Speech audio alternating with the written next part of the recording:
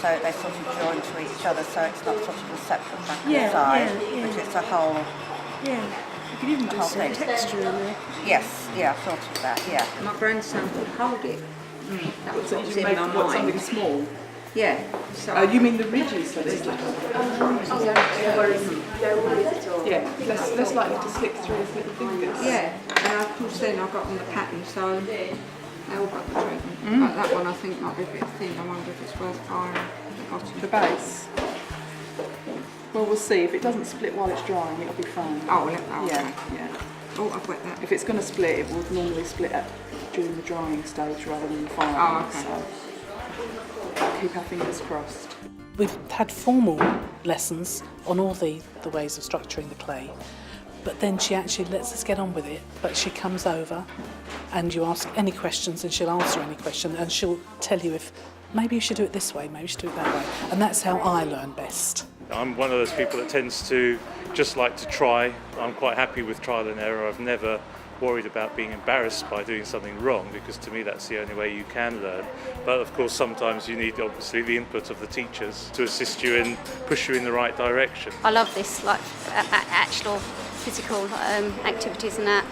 It takes it away from my actual day job, and I think it's very relaxing, and I love to see like a result actually forming from what I'm doing. In the early days it's very hard to think big or to think intricately because you really aren't sure what you're doing, but as you go along, yes, you can expand all of those ideas and think of things maybe a few months ago even you would never have thought of doing. She makes everything fun.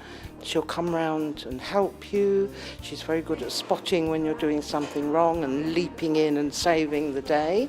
We're not told you must make a pot, you must use the wheel. We make whatever we want, it's our ideas, but when we discuss them with her, she will often come up with improvements. She gives me a lot of ideas and a lot of detail, and we work together.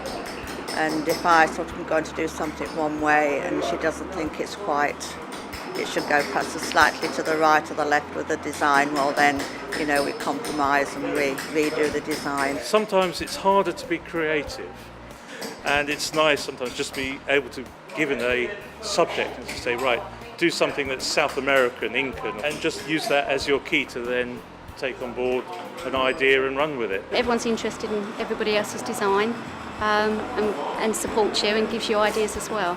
So it's nice to see the different designs as well, because you get some new ideas. Sharing ideas and is very useful, and it's such a lovely atmosphere in the class. Everyone gets on very well, everyone gets on with their own work, they don't interfere with everyone else, but you still have that sort of camaraderie.